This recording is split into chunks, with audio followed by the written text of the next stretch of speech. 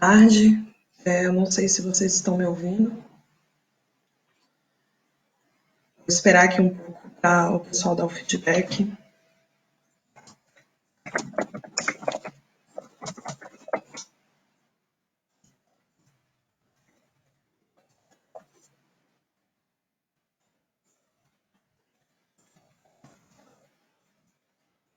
Já vai começar. Vendo aqui que já tem 6 pessoas. Aprendendo aqui também a usar o sistema.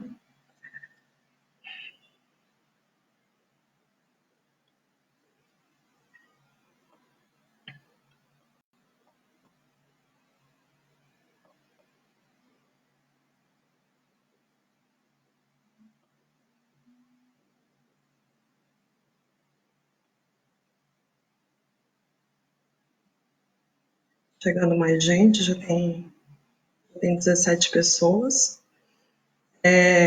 Hoje a gente vai conversar um pouco sobre os impactos do coronavírus sobre a economia.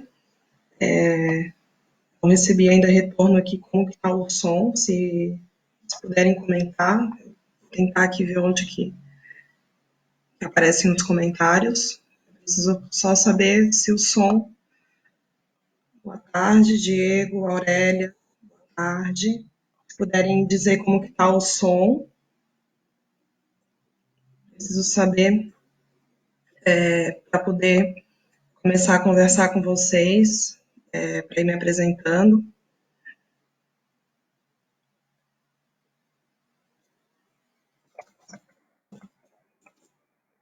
Querem ir aguardando, a gente já está começando. Hoje a gente vai falar sobre a relação que o coronavírus ele tem com a economia, né? Os impactos do coronavírus sobre a economia, especialmente sobre os servidores públicos.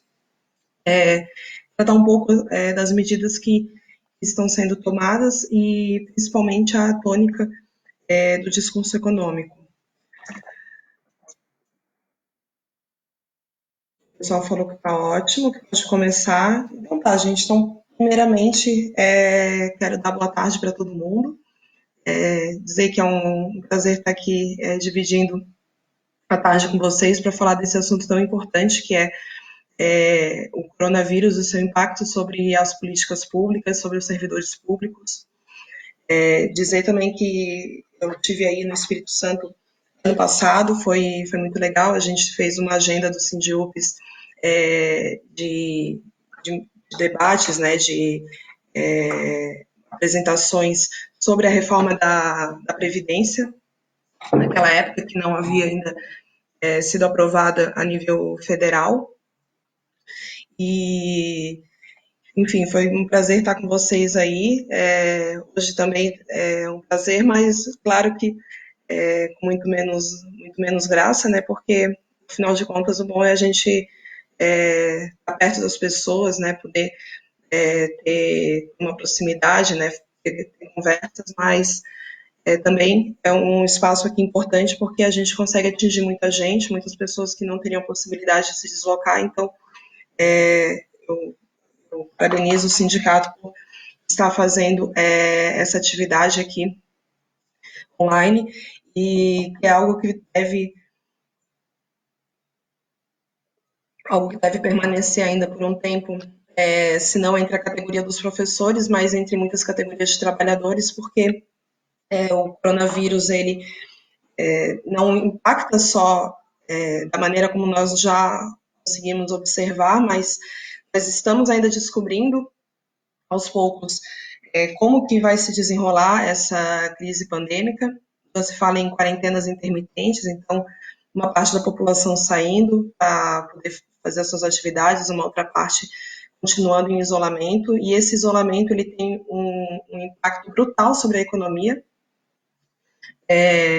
Esse impacto ele visa mitigar um impacto muito maior, que seria o impacto de a pandemia matar 10% das pessoas, né, 20% das pessoas de um país, porque o sistema de saúde colapsou. Então, é isso que está em risco com essa pandemia. O colapso de sistemas de saúde e pessoas que precisam de atendimento médico porque tiveram um acidente de carro, ou tiveram outro problema de saúde e acabam não podendo serem atendidas porque o coronavírus ele tem uma taxa de hospitalização, né, pessoas que passam a precisar de hospitalização e de UTI muito alta comparado a outras viroses.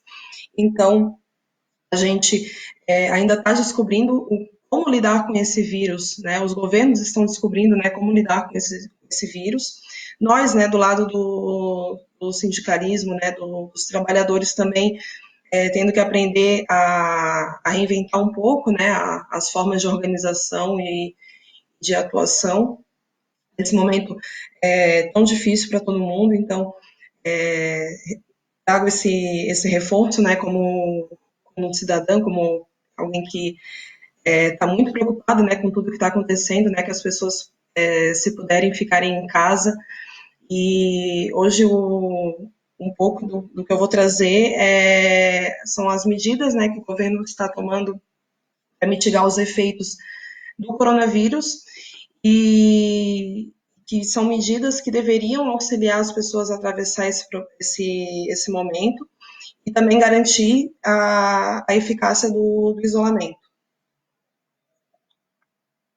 Primeiro porque a gente tem que entender que o Brasil ele não é um país com uma formação social, uma formação econômica como países da Europa, que tem um sistema de seguridade social que contam com um amparo do Estado muito maior aos trabalhadores, e nós não temos isso aqui, certo? No Brasil, metade da força de trabalho brasileira é informal, metade vive de bicos, vende serviços, vende alguma coisa que sabe fazer, né? Tem uma atividade ali, às vezes, como ambulante, né? Como motorista de aplicativos, como entregador. E são essas pessoas que passam a ficarem numa situação dramática, de sua vida toda descoberta, né? Não, sem capacidade de ter qualquer previsibilidade do que vai acontecer e mesmo de se alimentar, de pagar suas contas, de conseguir sobreviver. E é nisso que entra, então, o auxílio dos estados, as políticas públicas, que visam tanto mitigar os efeitos sobre a economia, se dá com quebra de pequenas empresas, mas também garantindo a renda daquelas pessoas mais vulneráveis, né? Aquelas pessoas que não pagam INSS, aquelas pessoas que literalmente sobrevivem, né? Dia após dia, não sabem o que vai ser da próxima semana. Então, essas medidas, elas têm uma importância fundamental no nosso país e se tem visto assim nos jornais, percebe que falam que o governo está injetando bilhões na economia, né, que vem injeção maciça de recursos, foi aprovado o orçamento de guerra, né, que se chamou, que é um orçamento voltado ao combate ao coronavírus. Mas aí a gente tem que talvez parar um pouco e voltar um pouco atrás e tentar entender, né? Porque a gente tem que ver que essas medidas que estão sendo tomadas, elas não entram em contradição e elas não suspendem uma série de prerrogativas do orçamento público e não coloca de lado aquilo que mais tem fragilizado a economia brasileira, os serviços públicos, os servidores públicos, a própria ciência brasileira, a saúde, que agora fica mais do que provado a sua importância fundamental. Então, esse orçamento de guerra ele está fora do orçamento do governo, que entra no cômputo da emenda constitucional 95, tá? E aí, então, eu vou falar um pouco, então, sobre essa emenda constitucional 95 e voltar um pouquinho lá atrás, né? Então, primeira coisa, então, que eu queria deixar de registro aqui para a gente começar a nossa a nossa conversa aqui hoje à tarde é com relação à continuidade das políticas econômicas do governo, por mais que pareça que ele tem feito algo diferente dos últimos tempos. Eu vou explicar por que não fez, mas primeiro eu vou ter que voltar lá atrás. E, bom, voltando lá atrás, a gente pode se situar ali em 2015, né? 2015, que foi o ano em que a economia brasileira ela definitivamente entrou em recessão. No ano anterior tinha crescido ali próximo de zero, 0,5%, né, em 2014, e em 2015 é o primeiro ano que a economia brasileira ela derrapa fortemente aí nesse último período, e em 2016 também. Então, esse foi ali, a gente pode dizer que foi o maior encolhimento da nossa história, né, do PIB. Foi quando a economia ela caiu cerca de 7%. E isso teve um impacto brutal sobre os trabalhadores. A gente tem que lembrar que nessa crise milhares de pessoas perderam seus empregos. Foi dita uma crise de confiança, que alguns autores afirmam foi uma sabotagem proposital dos capitalistas contra a economia nacional pelo fato do governo na época não seguir integralmente a agenda requerida, por um lado, por outro lado, pelos ganhos constantes de aumentos acima da inflação que os trabalhadores vinham conquistando, taxas baixas de desemprego e o crescimento da renda dos trabalhadores acima da produtividade. Então, foi esse o cenário que ensaiou ali o golpe, né, que se sucedeu, jurídico-parlamentar, em 2016. E ali, com a economia em frangalhos, com milhares de brasileiros tendo perdido seus empregos, pela agenda econômica, né, que se iniciou ali com Levi na época, que provocou muito movimento, né, contrário ali por parte dos sindicatos, das centrais sindicais. E nesse período, as pessoas, né, passaram a viver, muitas delas, uma outra realidade no mercado de trabalho, perdendo, então, o seu trabalho com carteira assinada. E muitos até hoje não retornaram ao mercado formal. Então, a gravidade daquela crise, né, que não foi totalmente deixada para trás, porque se a gente for observar, como eu falei para vocês, né, 2015, 2016, ali o PIB caiu cerca de 7%, e nos anos seguintes, né, 2017, 2018, 2019, cresceu ali a cerca de 1,3%, ano passado cresceu 1,1%. Então, isso que se chama de recuperação nos meios, o que vinha dizendo, né, o Paulo Guedes fala, né, a economia já estava se recuperando, a gente já estava numa retomada. Isso é falso, não havia um sinal claro de retomada, a economia estava mais patinando do que apresentando qualquer sinal desse tipo, tanto que em 2019 o produto interno bruto, né, o PIB, como eu falei, ele foi ainda menor do que em 2018 e 2017. Aqueles que tanto falavam do PIBinho da época do Manteiga agora se calam e relativizam até mesmo esses valores pífios. E o mais grave, então, é que a gente entra nessa crise do coronavírus já com a economia muito fragilizada, já com a situação das famílias extremamente precarizada, políticas públicas sendo desmontadas com a emenda constitucional 95. Então, entrando na emenda constitucional 95, né?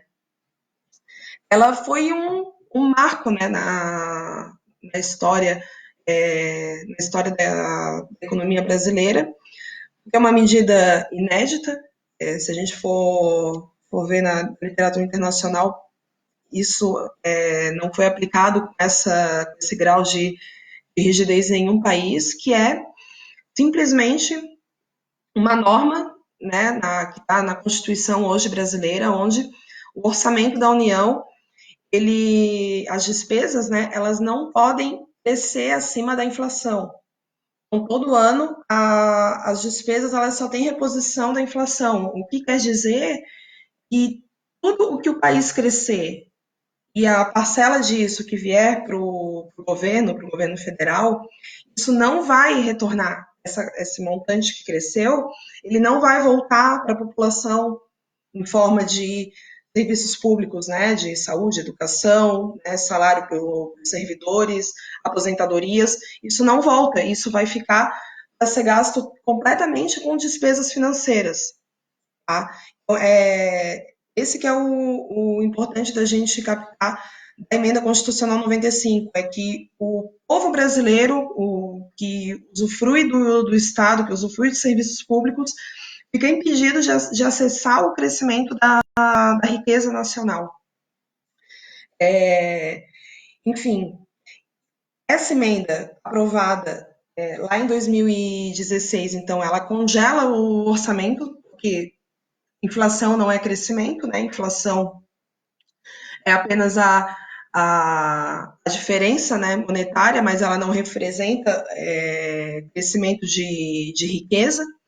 Então, essa norma, né, a Emenda Constitucional 95, lá na época, né, a gente, né, todo mundo, né, que combateu e os sindicatos chamavam de PEC da morte, talvez assim mais pessoas se lembrem. Essa PEC da morte, ela passou a se chamar, né, Emenda Constitucional 95, e ela continua vigente. O que acontece é que o orçamento agora destinado ao coronavírus, ele vai vir fora dessa conta ali que eles fazem. Tá? Com isso, fica resguardada as normas fiscais, então não se derruba esses preceitos e só vai poder crescer esse montante destinado para o combate ao coronavírus. Então, a gente tem que, então, ter essa clareza, né, de que o... Só um minutinho tomar uma água.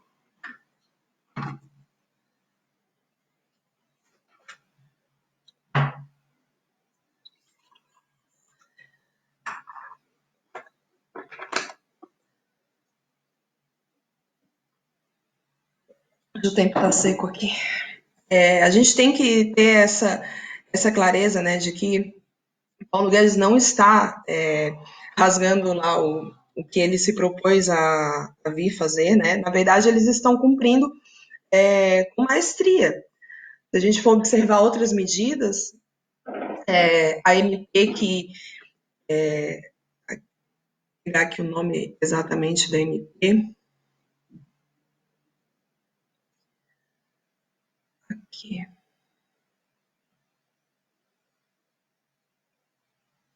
Enfim, a medida provisória, né? Não consegui achar aqui qual que é o número dela, mas é a medida provisória que é MP 936, né?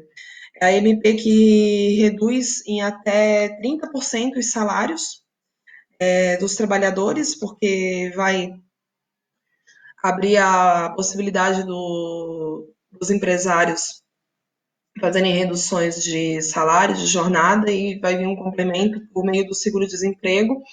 E o Diese fez os cálculos e lançou a nota técnica, onde mostra que esse corte pode atingir até 30% do salário do trabalhador. Então, nesse momento de extrema fragilidade das famílias, onde às vezes o trabalhador assalariado ele é o mais protegido da família e presta uma ajuda, né, e é quem mais participa do financiamento ali daquela unidade familiar, consegue ajudar outras pessoas que agora estão numa situação pior ainda, né? Então, essas rendas que vêm de trabalhadores formais, de servidores públicos, elas têm ainda mais importância agora para sustentar, para poder sustentar mesmo pessoas que estão mais vulneráveis e que já estão perdendo renda. Então, mexer com salários, né, de modo geral, tanto do trabalhador da iniciativa privada quanto do servidor público, é uma medida que ela é totalmente contraditória com aquilo que deveria estar sendo perseguido, que é manter a renda das famílias, que as famílias elas gastam grande parcela da sua renda. A unidade familiar ela tem uma alta propensão a consumir.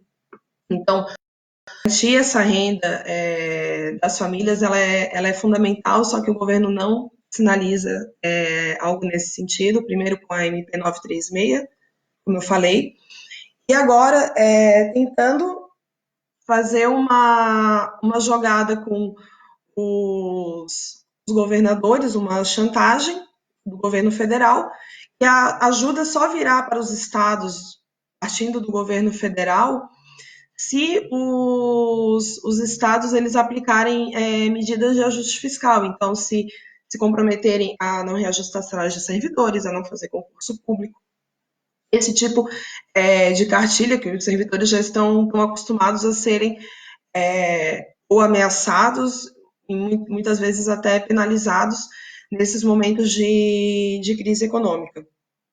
Então, a gente tem que ter essa atenção que a tônica do ministro, né, do Paulo Guedes, do governo Bolsonaro, ela continua a mesma. Ela é uma tônica de caráter neoliberal que visa esmagar a capacidade de resistência da classe trabalhadora, visa impor derrota histórica sobre os trabalhadores e não é uma pandemia que vai interromper esse propósito, certo? Não é a pandemia que interrompe, a pandemia ela pode ser útil a esse propósito e é assim como eles agem, né? Instrumentalizando a pandemia a seu favor. E a gente percebe isso quando o governo se volta contra o funcionalismo público. Se a gente se a gente for ver uma grande parcela dos trabalhadores são servidores públicos e só se tem um acordo que os trabalhadores da saúde que talvez não poderiam pagar a conta dessa crise, mas se ignora que tem tantos outros, como trabalhadores da Receita, agilizando processos para compra de equipamentos. Enfim, tem os policiais também que estão trabalhando com risco, os próprios professores que, sem estrutura, estão tendo que dar aulas a ensino à distância, né, ou se virar da maneira que podem para dar uma aparente normalidade, né, porque isso que também se tenta fazer, né, aparentar uma normalidade, e enquanto as coisas não estão normais, né, não estão normais, as pessoas estão privadas de circular e a economia sofre com isso. Então, um segundo aspecto, então, que eu trago aqui para vocês é que a austeridade ela permanece, a precarização do serviço público ela anda também conforme esse caminhar da crise. Agora, tentando também fazer com que pareça que os servidores podem dar uma parcela da sua contribuição como se esses fossem os privilegiados, né? Falando então de um público muito heterogêneo entre si.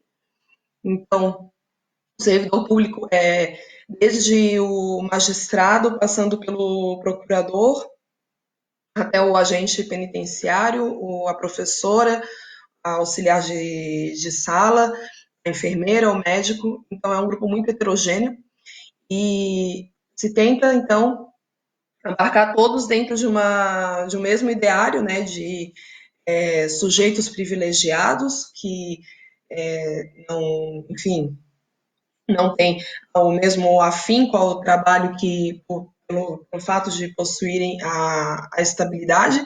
E esse momento agora de crise mostra justamente o contrário, né?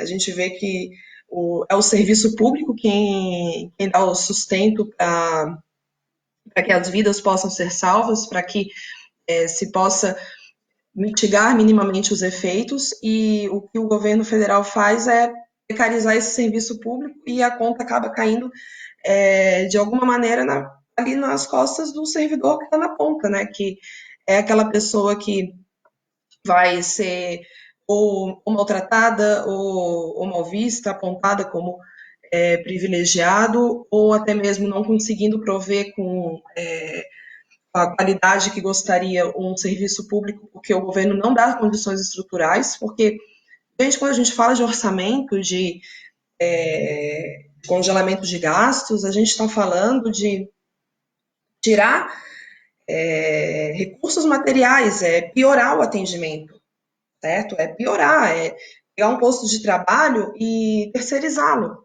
tirar ali uma pessoa que antes trabalhava e conseguia se envolver com o seu local de trabalho e ter uma produtividade elevada para botar alguém com um nível de precarização de trabalho muito maior. Então passa por tudo isso, né? E só para ter uma ideia, segundo o Conselho Nacional de Saúde, devido à emenda constitucional 95, só em 2019 foram 20 bilhões que o SUS perdeu. E o mesmo conselho, né, o Conselho Nacional de Saúde, diz que durante a vigência da emenda constitucional 95,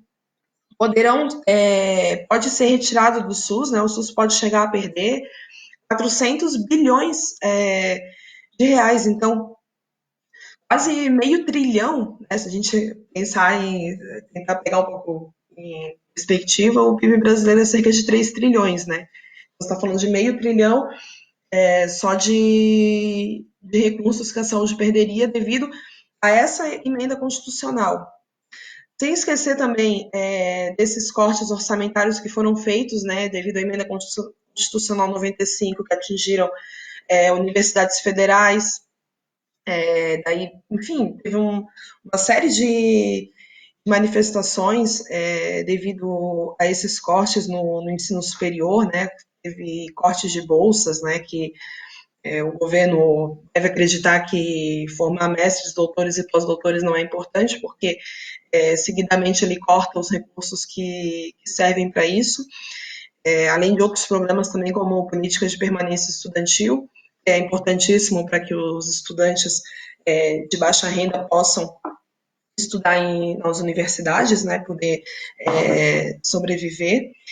E toda essa tônica, ela vem dentro de uma ideia de sustentabilidade fiscal, né, e austeridade. E o que se tem com esse ideário, né, que é de, assim, a gente chama de que ele tem um caráter liberal, né, uma visão liberal da economia. Para eles, a ideia é que ajustes fiscais, né, então o governo fazer o que ele fez, por exemplo, com a emenda constitucional 95, seria necessário para fazer o país crescer. Então, eles entendem que, mesmo que o Estado gaste menos, ou seja, que o governo retire, diminua, né, os seus gastos e, com isso, ele vai também diminuir a demanda da economia, né, vai desaquecer a economia.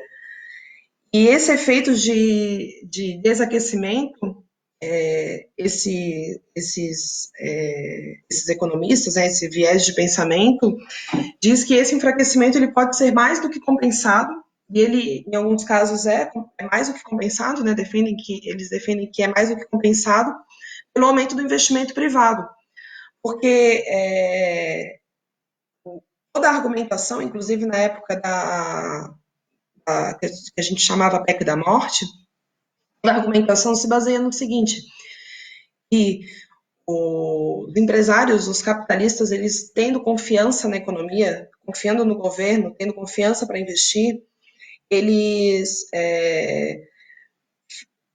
com o ajuste fiscal, eles retomam essa confiança. Então, essa confiança, ela contrarresta a queda do investimento público. Bom, esse argumento ele é muito discutível, e como eu vim falando aqui, construindo desde o início da conversa com vocês, esse argumento ele não se sustenta completamente, porque se a gente for observar na realidade, a confiança ela não retoma e ela não é capaz de contrarrestar a queda do investimento público. Isso um caso clássico é lá na União Europeia, né, quando teve a crise do euro e a Troika impôs programas de ajuste fiscal. Esse argumento foi usado e aí antes do coronavírus a Europa crescia 1%, né, mais ou menos. Então não voltou o crescimento daquelas economias. E aqui no Brasil é outro caso, né, como eu venho falando desde o começo. A emenda constitucional 95, ela passa a vigorar em 2017 e a economia continuou patinando ali por 3 anos, né? A gente estava entrando no 4º ano.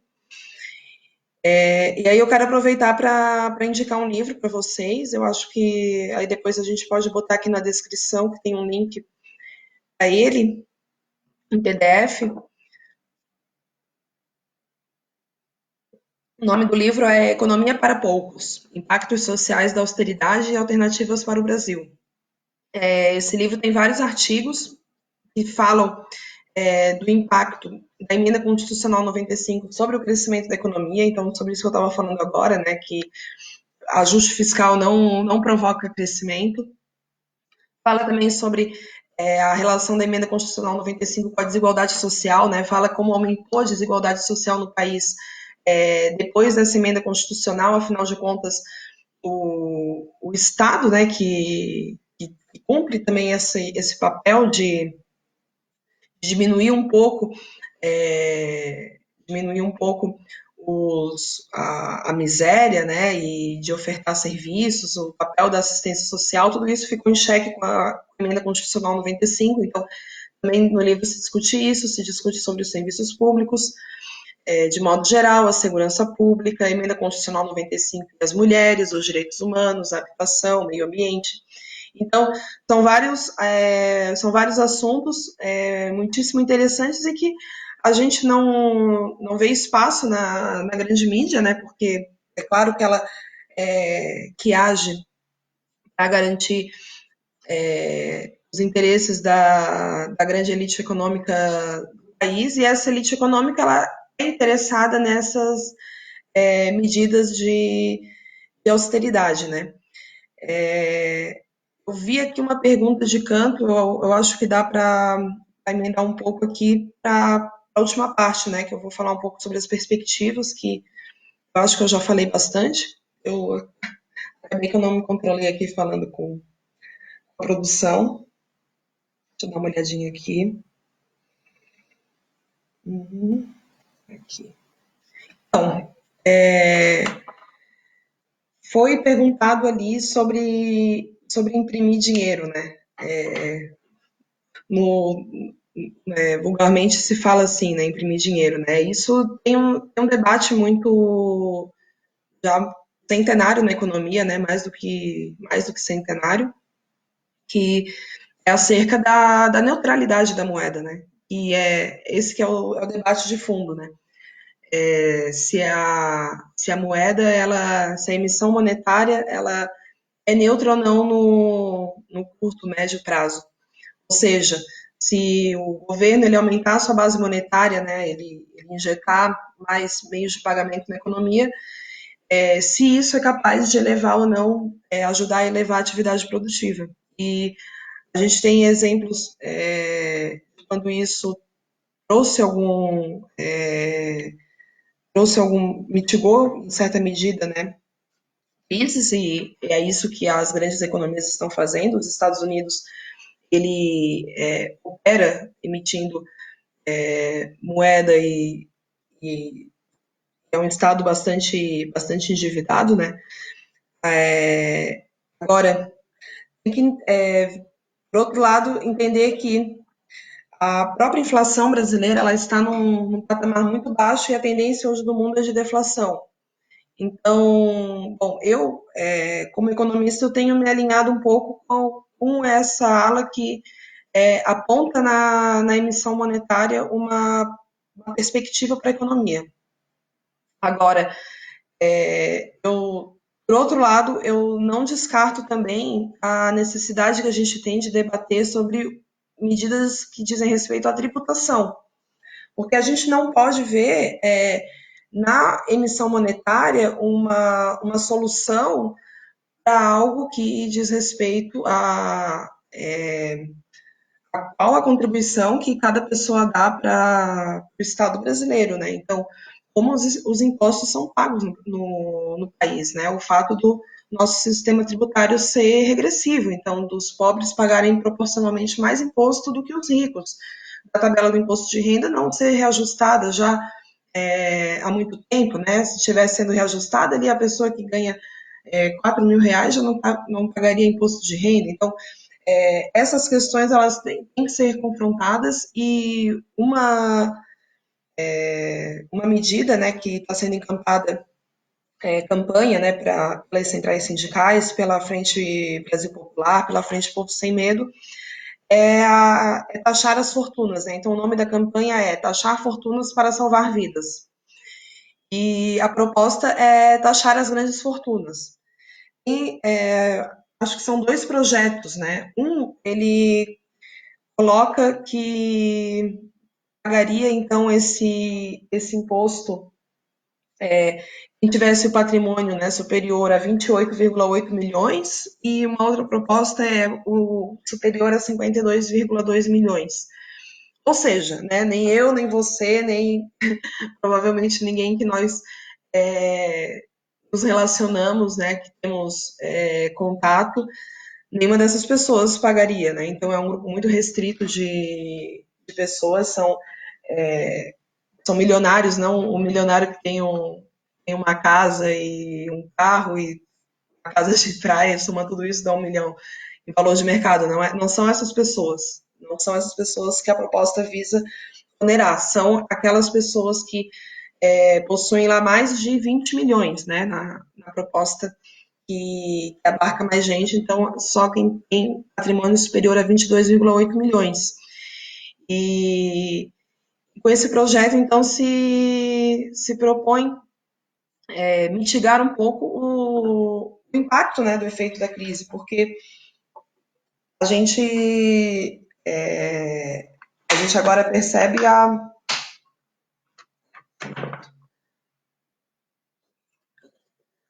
não, né, vai ficando claro para todo mundo, na verdade, né, que algo que os sindicatos já alertam há muito tempo, né, e, enfim, o desequilíbrio, né, de forças da sociedade brasileira, né, como o governo ele agiu rápido para injetar recursos no sistema financeiro, como ele agiu rápido para salvar empresas, né, concedendo crédito. E eu não vou nem entrar por enquanto na questão, né, entrar no mérito dessas medidas, mas por que é tão demorado para pagar os R$ 600 dos trabalhadores, né, com possibilidade de ser 1.200, que é o projeto que foi aprovado, né, pelo governo, pelo Paulo Guedes, ia ser R$ 200 por mês. Mas a crueldade que isso demonstra, né? Então é tão rápido para socorrer empresários, é tão rápido para injetar dinheiro nos bancos, mas o trabalhador ele fica ali à deriva, né? O trabalhador informal. Já o trabalhador formal fica com o coração na mão porque não sabe se vai ser despedido, não sabe o que pode acontecer. Quem trabalha em pequenas empresas sabe da dificuldade, né, que podem ter e medo de até tomar um calote, né, da empresa, não ter o seu salário pago. Já outros trabalhadores também de grandes conglomerados já estão tendo suas jornadas reduzidas, outros tantos entrando em férias coletivas, então é um cenário de muita apreensão e isso também chega no servidor público. Chega no servidor público em forma de ameaças, em forma de projetos concretos, né, que são enviados para tentar dizer para a população que tem quem possa pagar essa conta e que essa conta tem que ser paga pelos servidores. E percebam que são as pessoas que geralmente não mencionam impostos sobre lucros e dividendos, não mencionam o imposto sobre as grandes fortunas, esse que eu estava falando agora há pouco, né? Essa campanha, né, o Taxar Fortunas para Salvar Vidas, ela também propõe, né, a taxação de lucros e dividendos, também alíquotas, né, sobre lucros que são remetidos ao exterior, enfim, e a cobrança desse imposto sobre as grandes fortunas que já está na Constituição, mas que precisa, então, de um projeto de lei para ser regulamentado. Então, eu vou passar ali para as perguntas. O recado eu acho que, por enquanto, é esse, né? A gente continuar tendo a atenção no que está acontecendo, reinventando também as nossas formas de se organizar para conseguir combater tudo isso, né? Todos os ataques que estão vindo do governo, que não cessam com a pandemia, pelo contrário, em grande medida se aprofundam. E eu quero então, deixar esse recado, né, gente, que a agenda da austeridade ela não cessa e que o coronavírus ele não atingiu só o Brasil ou só a Europa e a China, então é o mundo todo vivendo uma pandemia e que fingir que ele não está acontecendo, então ficar abrindo comércio, é, achar que é uma coisa que pode ter um efeito muito perverso e isso, né, é motivo para seguir em frente e fingir que nada está acontecendo, cuidado, cuidado, porque o mundo todo está passando por isso e a gente já viu o que aconteceu, onde as sociedades, os governos não deram respostas firmes à altura. Aqui, para finalizar, vou só trazer alguns dados para a gente ter essa noção do quanto as pessoas estão sendo afetadas, os trabalhadores no mundo todo, né? As, Saiu um relatório da OIT e eles falam, né, que as medidas de paralisação total ou parcial já afetam quase 2.700, 2,7 bilhões de trabalhadores, ou seja, 81% da força de trabalho mundial. Para vocês terem ideia, 81% da força de trabalho mundial está sendo afetada pelo coronavírus. A OIT também fala que 195 milhões de trabalhadores devem perder o seu trabalho, o seu emprego. Também saiu notícia, né, essa semana sobre a crise jogar na pobreza 5,7 milhões de brasileiros na pobreza extrema. Então, é muito grave o que está acontecendo, é importante continuar atento. Eu vou passar aqui agora para as perguntas. Vamos ver aqui o que o pessoal mandou.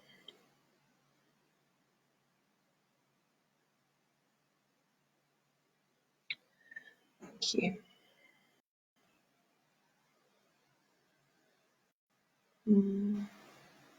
Também o pessoal, bastante gente aqui comentou. Essa crise econômica, as grandes fortunas deveriam ser taxadas para que o Estado possa manter as suas políticas públicas.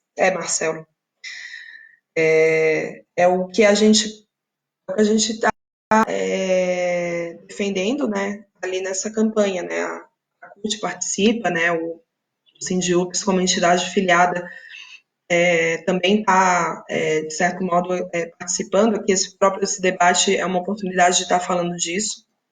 Então, é necessário taxar as grandes fortunas, porque, enfim, são, são milionários e são pessoas que têm muito que contribuir nesse momento e cada um deve contribuir conforme as suas possibilidades e também receber conforme as suas necessidades. Como sempre, só os menos favorecidos e nós trabalhadores que sofremos mais. Pois é, o governo deixa isso acontecendo, as pessoas ansiosas para receber R$ 600, né? Sendo que a renda dos informais é muito maior do que isso. Então é mais uma crueldade, né? Então a pessoa já não vai receber o tanto que ela costumava tirar, né? E ainda demora tanto assim. Ali a impressão de capital pela Casa da Moeda foi o que eu falei, né? A expansão da base monetária, existe um grande debate sobre isso e o consenso hoje ele gira um pouco em torno de que tem espaço para isso em razão da economia estar com a inflação muito baixa, do mundo está com perigo deflacionário, então essa é uma possibilidade, mas é importante que a gente entenda que tudo que está à disposição para que o governo faça não vai ser suficiente para garantir que a gente tenha uma situação próxima da normalidade em relação à nossa renda e tudo que vai ainda vir a acontecer. Com o governo fazendo tudo o que está à sua disposição, já é muito difícil. Já é muito difícil. Aqui no governo, no Brasil, o governo brasileiro ele ainda faz menos do que ele pode. Então é uma situação duplamente dramática, porque a gente sofre, né, tanto da pandemia quanto do vírus instaurado lá na presidência, né, contamina pessoas e age de maneiras distintas para agravar essa crise. Estaria o governo se aproveitando dessa crise para aprofundar ainda mais os ataques aos servidores públicos, serviços públicos? Com certeza, como eu falei, né? O governo hoje ele está fazendo uma chantagem com os governadores, né? E quer que faça ajuste fiscal nas contas estaduais para que eles recebam ajuda.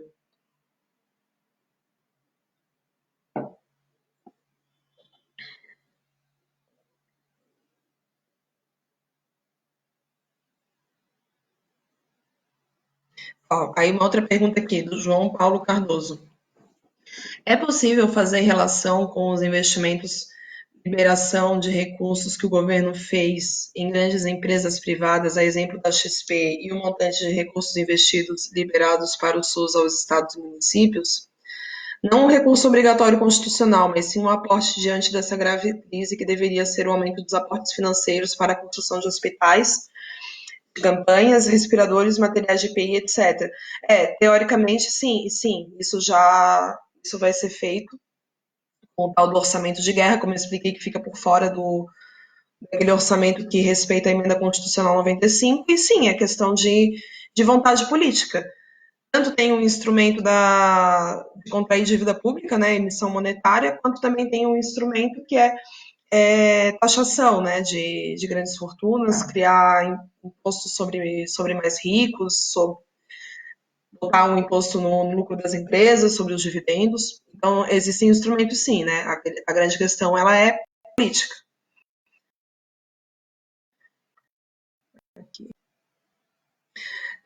A pergunta sobre isso, a gente não sabe nem quanto tempo que essa crise da pandemia, né, a restrição da circulação de pessoas, a gente não sabe quanto tempo isso vai demorar. Então, no mínimo, até as coisas podem voltar podem voltar ao normal, mas também isso é muito questionado, quanto tempo isso vai demorar, podem demorar anos.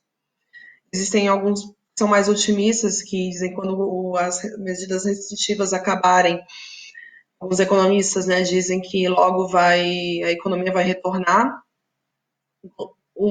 A maioria discorda disso, acredita que os efeitos vão ser muito prolongados. Então, é muito difícil fazer qualquer aposta, né? É muito difícil e é um cenário completamente em aberto.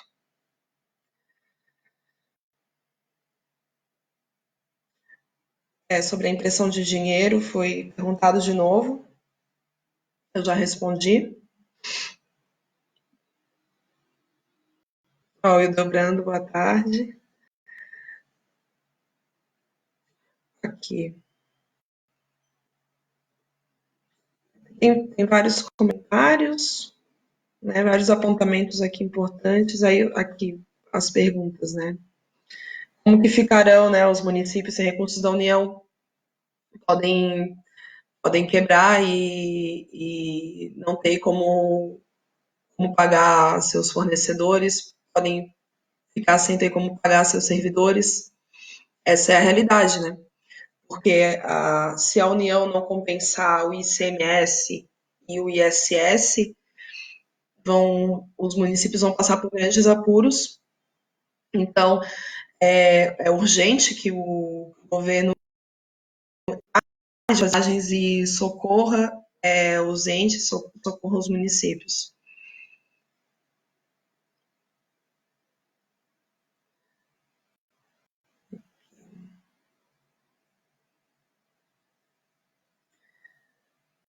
Acho que é isso, né, gente? Ó, e você, como economista, acredita que essas grandes fortunas serão taxadas ou é apenas um sonho? Eu acho que isso depende da política, né? Acho que essa é uma questão mais política do que econômica. O argumento para não se taxar as grandes fortunas reside sempre na fuga de capitais, né? Que o país ele deixa de ser atrativo para receber investimentos, né? Para os ricos deixarem o dinheiro deles aqui e por isso então não se deveria taxar. Agora, então, por outro lado, o mundo todo agora passa a discutir mais essas medidas, né? E, enfim, é uma situação de excepcionalidade que pode abrir novos caminhos, né? E esse pode ser uma, essa pode ser uma medida que agora ela entre em cena, mas a atual forma, né, como a gente tem a colisão de forças no país, não leva a crer nisso, né? Porque pragmaticamente a gente precisaria que a maioria do Congresso ele fosse favorável, né? Então exigiria um pouco uma mudança de coalizão de forças, né? Que hoje a gente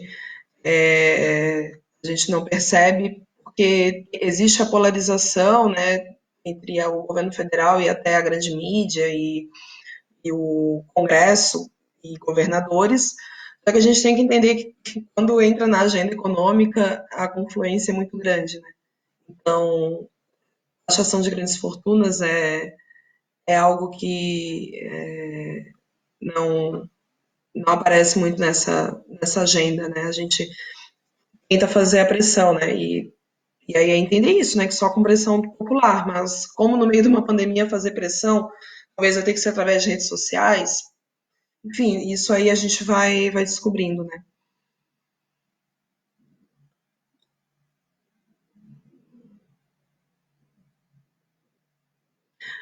Congelar. Aqui pergunta quais os efeitos maléficos por trás da proposta de congelar o salário dos servidores públicos por 2 anos. Isso é tirar a comida da mesa do trabalhador, né? Porque o congelamento ele faz com que toda a inflação do período ela não seja reposta, né? É isso que significa não repor a inflação do período. Diminui o poder de consumo e esse servidor, ou ou ele vai se endividar mais para poder manter o poder dele de consumo, né? Geralmente não, né? Geralmente daí a pessoa cai o seu nível de consumo. Então ele é um trabalhador, uma pessoa que vai estar com menos renda para tanto para gerar economia, para comprar comida, pagar o aluguel, para suprir as suas necessidades, enfim, comprar uma roupa para o filho. Então, ele vai ter menos recursos para fazer isso, então é menos dinheiro gerando economia, é menos demanda, e tem esse lado de desaquecer e tem o lado puramente humano também, né? Que é como eu falei, o servidor ele tem uma renda garantida, então ele é um ponto de apoio de muitas outras pessoas, né? E ele acaba ficando mais vulnerável e ele fica com uma capacidade menor para ajudar familiares ou amigos agora nesse momento. E, e por outro lado também é o governo tirando dinheiro da economia, né? Basicamente, é tirando de quem consome a renda basicamente com comida, alimentação e vestuário, né? As despesas né, e despesas de serviços, né? Então tira daquele que menos tem, né? Se a gente for olhar o sistema como um todo.